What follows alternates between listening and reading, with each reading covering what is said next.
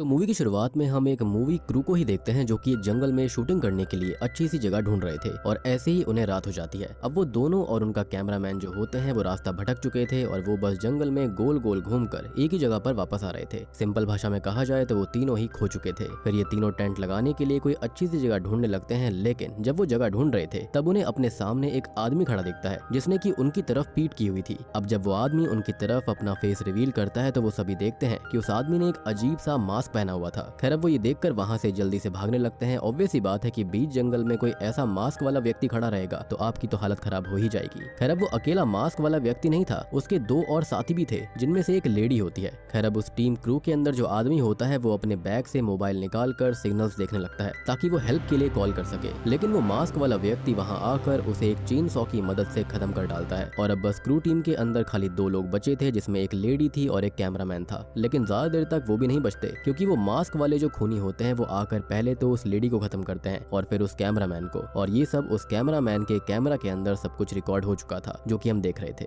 खैर ये तो इस मूवी की इंट्रो होती है, जिसके बाद में हम एक और मूवी के क्रू को देखते हैं और इसमें भी 3 मेंबर्स ही थे। खैर अब इस टीम के अंदर पहले दो जो मेंबर्स हैं उनके नाम है होप और बेन, जिनको केविन नाम के प्रोड्यूसर ने उनकी फाउंड फुटेज मूवी के लिए एक अच्छा सा कैबिन ढूंढने के लिए बोला था, जो कि इस मूवी का नाम भी है। खैर उनके साथ इनका कैमरामैन शॉन भी था। अब उनको कहीं भी कोई अच्छा कैबिन नहीं मिल रहा होता, लेकिन होप का ये कहना था कि उन्हें शायद जंगल के अंदर कोई ना कोई कैबिन तो जरूर मिल ही जाएगा, और वो सभी कार में बैठकर जंगल में जाने लगते हैं। लेकिन पहले वो रास्ते में एक गैस स्टेशन पर रुककर कार में फ्यूल डलवाते हैं। And gosh I don't know कि ये क्यों होता है, हर इस टाइप की मूवी के अंदर एक गैस स्टेशन जरूर होता है, यानी कि ये तो मस्ट है। खैर इसके बाद हम शॉन को भी देख लेते हैं जो कि कार के अंदर फ्यूल डाल रहा था। अब शॉन यहाँ पर सब कुछ रिकॉर्ड कर रहा होता है तो वो ये बताता है कि केविन ने उसे सब कुछ रिकॉर्ड करने को बोला है और वो इसलिए ऐसा कर रहा है। उसने ये भी कहा है कि कैमरा कभी बंद नहीं होना चाहिए। खैर इसके बाद वो सभी जंगल में जाते हैं जहाँ पर जंगल के बीचों बीच उनको एक कैबिन मिलता है। अब बेन जो था वो काफी डर गया था, उसका ये कहना था कि उन्हें वहां से चलना चाहिए, लेकिन होप उसकी एक बात नहीं सुनती और कैबिन के अंदर जाने लगती है कि तभी उसे अंदर से किसी लड़की के चिल्लाने की आवाज आती है। तो वो सभी अंदर जाकर चेक करने लगते हैं।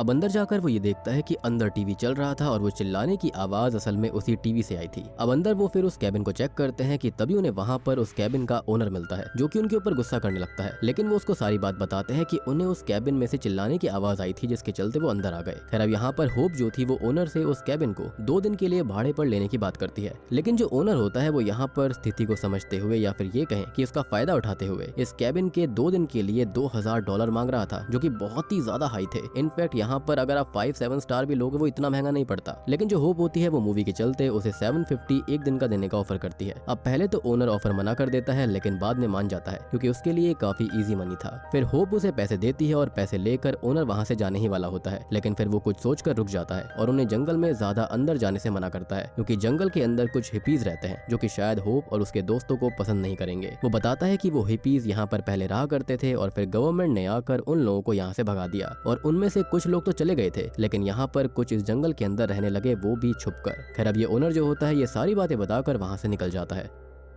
उसको तो उसका आसान पैसा मिल गया था। अब होप और बेन जो होते हैं वो काफी खुश हो गए थे क्योंकि उन्हें बहुत मुश्किल से वो कैबिन मिला था और वो कैबिन उनकी शॉर्ट मूवी के लिए बहुत सही था। अब होप ये खबर केविन को भी सुनाती है और केविन ये कहता है कि वो जल्दी ही वहां पर वो कैबिन देखने आ रहा है। खैर अब कैबिन मिलने की खुशी में होप, बेन और शॉन ड्रिंक करते हैं और फिर वो बाहर जंगल में देखने जाते हैं ताकि उन्हें कोई अच्छी सी लोकेशन मिल जाए, और वो ये देखते हैं कि पूरा जंगल ही सही है उनकी मूवी के लिए। अभी होप जो होती है वो आसपास चेक कर ही रही होती है कि तभी उसे कोई झाड़ियों में से गुजरता हुआ नजर आता है, लेकिन वो इस पर ज्यादा ध्यान नहीं देती। खैर अब फिर वो तीनों कैबिन में अंदर जाकर जंगल में शूट की गई लोकेशंस को चेक करने लगते हैं और उन्हें वीडियो के अंदर वही मास्क वाला व्यक्ति नजर आता है जो कि शुरुआत में दिखाया गया था, और ये देखकर होप काफी पैनिक करने लगती है। वो बेन को बोलकर कैबिन के सभी विंडोज को और दरवाजों को लॉक कर देती है, जिसके थोड़ी ही देर के बाद में वहां पर केविन भी आ जाता है। खैर अब वो सभी केविन को सारी बात बताते हैं और उसको वो फुटेज भी दिखाते हैं, लेकिन केविन ये कहता है कि वो बस एक बच्चा है जो कि शायद मजाक कर रहा होगा। खैर अब केविन उन सबको वहीं पर रुकने के लिए बोलता है, लेकिन होप अब वहां पर रुकना नहीं चाहती थी। खैर अब केविन ये बोलता है कि ठीक है वो रात कहीं और बिता लेंगे, लेकिन उनको थोड़ा सा रुकना होगा क्योंकि इससे पहले उसकी पीए केट जो है वो यहाँ पर आकर कैबिन को चेक कर ले। खैर होप बेन को बैग पैक करने को कहती है और बेन एक विंडो के पास बैठा हुआ था और होप विंडो के बाहर उसी मास्क वाले व्यक्ति को देखती है, और खुशकिस्मती से ये सब कैमरा में रिकॉर्ड हो गया था और होप केविन को सब बताती है। और अभी केविन कैमरा देखने ही वाला था कि तभी कोई केविन का दरवाजा नॉक करता है और केविन बाहर जाकर देखता है, लेकिन बाहर कोई नहीं था। अब केविन को ये सब बच्चों का मजाक सा लग रहा था और इसलिए वो वापस अंदर आ जाता है और वो होप और बेन को समझाने लगता है कि वो दोनों बहुत ज्यादा सोच रहे हैं, वो ज्यादा चिंता ना करें और उनको मूवी की शूटिंग स्टार्ट कर देनी चाहिए। और वो अभी बात कर ही रहा था कि तभी फिर से कोई केबिन के दरवाजे पर दस्तक देता है और फिर से केबिन बाहर देखने जाता है और इस बार वो 3 मास्क वाले किलर्स थे जिसके अंदर वो लेडी भी मौजूद होती है। अब तभी केविन उनके पास जाता है और वो उनको धमकाने लगता है कि वो वहाँ से चले जाएं, लेकिन वो तो अपनी जगह से टस से मस नहीं होते और अचानक उनमें से एक केविन के सर में हथौड़ा मारकर उसको खत्म कर देता है, जो कि बहुत ही खौफनाक सीन था। अब शॉन जल्दी से कैमरा लेकर केबिन में आ जाता है और केविन के साथ जो हुआ था उसे देखकर तीनों बहुत ही ज्यादा सदमे में थे। खैर अब वहाँ पर सिग्नल्स भी नहीं थे क्योंकि उन मास्क वाले किलर्स के पास सिग्नल जैमर्स थे और ऊपर से लाइट भी चली गई थी। मीनवाइल ये मास्क वाले लोग जो होते हैं ना, वो बाहर खड़े होकर होप, बेन और शॉन का इंतजार कर रहे थे। तभी होप कहती है कि उन्हें वेपन्स की जरूरत है, तो वो किचन में जाकर अपने पास एक एक चाकू रख लेते हैं और वहाँ पर उनको फ्लैश लाइट्स भी मिल जाती हैं। खैर अब ये तीनों दूसरे रूम में आ जाते हैं और एक मास्क वाला व्यक्ति बाहर ही खड़ा हुआ था कि तभी लाइट वापस आ जाती है और होप को नीचे एक बक्सा मिलता है जिसके अंदर ढेर सारी सीडी पड़ी हुई थी। उनमें से एक पर ब्लॉन्ड लिखा हुआ था, तो होप जो होती है वो उसे डीवीडी प्लेयर में डालकर प्ले करती है और उसके अंदर एक फुटेज थी एक ब्लॉन्ड लड़की की और वो मास्क वाले लोग उस लड़की को बाहर ले जा रहे थे। उसके हाथ पैर बांध दिए गए थे और फिर वो उसके फेस पर लॉन मूवर चलाकर उसको खत्म कर देते हैं और जिस रूम के अंदर वो सो रही है वो सच में केबिन का सेम रूम था। खैर इसका मतलब ये था कि वो मास्क वाले लोग जो कुछ भी हैं वो बहुत समय से ये सब करते आ रहे थे और जो भी लोग उस केबिन या फिर जंगल में आया करते तो वो मास्क वाले लोग जो थे वो उनको खत्म कर दिया करते थे, साथ ही साथ वो उनकी वीडियोस भी बनाया करते। खैर अब होप और बेन खुद ही उन मास्क वाले व्यक्तियों से ये पूछते हैं कि उन्हें चाहिए क्या, तो वो उनको बताते हैं कि उन्हें होप चाहिए और ये सुनकर तो होप और ज्यादा पैनिक करने लगती है और फिर वो उस मास्क वाली लेडी को भी सब समझाने की कोशिश करती है कि उसने कुछ भी नहीं किया है और वो उन्हें वहां से जाने दे। लेकिन जाहिर तौर पर वो मास्क वाले किलर्स उनकी बात नहीं सुनने वाले थे और जो बेन होता है वो होप को यही समझाता है कि ये लोग कुछ भी नहीं समझेंगे। खैर तभी वहाँ बाहर कार में केट भी आ जाती है और होप बेन को कहती है कि वो तीनों कार तक पहुंच सकते हैं। खैर अब ये बात कर ही रहे थे कि ये केट की कार तक पहुंच जाएंगे कि तभी वो मास्क वाले किलर होप के फोन पर एक एयर ड्रॉप भेजते हैं, लेकिन किलर्स के पास आईफोन है, वो भी सरप्राइजिंग था। खैर उस एयर ड्रॉप को ओपन करने पर उसके अंदर वो किलर्स केट को पकड़कर एक ड्रिल से टॉर्चर कर रहे थे। वो उसके नाखून निकाल रहे थे और अंत में वो केट को खत्म कर देते हैं। ये देखकर तो वो सभी बहुत ही ज्यादा डर गए थे और ऊपर से ये लोग केट की बॉडी के साथ विंडो के पास आ जाते हैं और उन्होंने केट की कार के टायर्स को भी पंक्चर कर दिया था, या फिर ये कहें कि इनके एस्केप प्लान को ही पंक्चर कर दिया। अब बेन बाहर जाकर उन किलर से दूर जाकर एक सिग्नल देखने की कोशिश का सोचता है ताकि वो पुलिस को कॉल कर सके, लेकिन वो जैसे ही बाहर जाता है उससे ज्यादा तेजी से अंदर वापस आ जाता है क्योंकि इन तीनों ने बेन को लगभग खत्म ही कर दिया था। खैर अंदर आकर बेन गौर करता है कि विंडो के बाहर खाली 2 ही किलर्स थे, तो होप और बेन जाकर सभी विंडोज और डोर्स चेक करते हैं। बेन ने एक क्रो बार अपनी सेफ्टी के लिए अपने पास भी रख लिया था। अब जब वो दोनों बेडरूम में जाते हैं तो बेडरूम में सब कुछ बिखरा पड़ा था और जब बेन बेड के पास आता है तो वो तीसरा किलर बेड के नीचे आकर बेन के पैर को पकड़ लेता है और तभी वो उस किलर के फेस में उस क्रो बार को घुसा देता है, उसे खत्म कर देता है।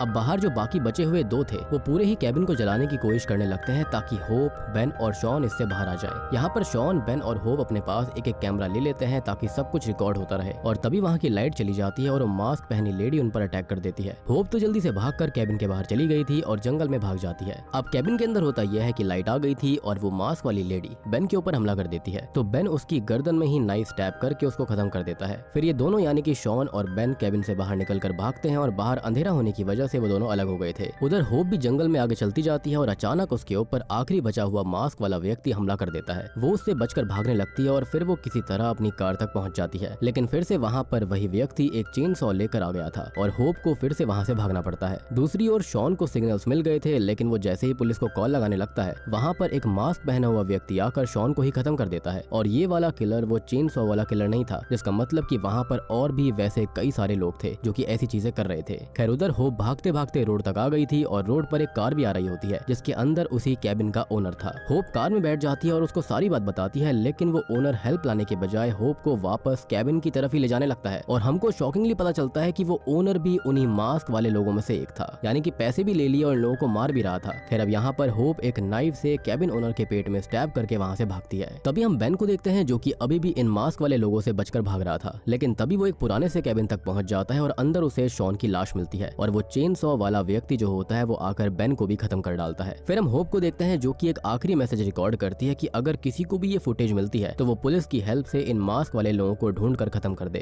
खैर फिर वो वहाँ से बाहर निकलने का रास्ता ढूंढने लगती है और तभी एक मास्क वाला व्यक्ति होप को रिकॉर्ड कर रहा था और होप को ये पता चल जाता है, तो उल्टा वो उस किलर के लिए एक ट्रैप सेट करती है। जैसे ही वो ट्रैप में फंसता है होप पीछे से आकर उस किलर का सर एक पत्थर से पीट पीट कर उसे खत्म कर देती है। खैर अब होप जो होती है वो वहाँ से भागने ही वाली थी कि तभी वो चेन सॉ वाला व्यक्ति वहाँ आ जाता है और वो होप के पेट में उस चेन सॉ से एक कट मार देता है, लेकिन फिर भी होप वहाँ से भागती रहती है। लेकिन वो किलर उसके पीछे पड़ा हुआ था। वो उसको ढूंढ लेता है, लेकिन इस बार होप अपने नाइफ से उस किलर की चेस्ट में स्टैब करके उसे खत्म कर देती है। फिर हम एक पॉडकास्ट देख पाते हैं जिसके अंदर होप भी मौजूद थी क्योंकि वो बच गई थी, और वो वहाँ पॉडकास्ट में बता देती है कि कैसे उसके दोस्तों को उन लोगों ने खत्म किया था और वो भी लगभग खत्म ही हो गई थी और वो बड़ी मुश्किल से बचकर आई है। खैर अब हम देख पाते हैं कि होप एक बड़ी मूवी डायरेक्ट करने वाली थी और शायद से वो इन्हीं चीजों के ऊपर होने वाली है। खैर अब पॉडकास्ट के बाद होप घर जाकर सो जाती है और हम किसी को होप के ऊपर रिकॉर्डिंग करते हुए देखते हैं, और वो उन्हीं मास्क वाले लोगों में से एक था, जिसके बाद वो होप को खत्म कर देता है। और मुझे ऐसा लगता है कि शायद से ये होप की मूवी का कोई सीन होगा, अदरवाइज यहाँ पर ऐसा होना पॉसिबल नहीं है। और बूम, इसी के साथ में द लास्ट कैबिन मूवी यहीं पर खत्म हो जाती है। तो दोस्तों ये थी द लास्ट कैबिन फिल्म की कहानी। अब देखो यहाँ पर ये जो मास्क वाले लोग हैं ना, वो जंगलों में रहने वाले हिपीज थे या फिर ऐसे लोग थे जो कि नहीं चाहते थे कि बाहर से यहाँ पर लोग आए। बेसिकली बाहर शहर वाले लोग जंगल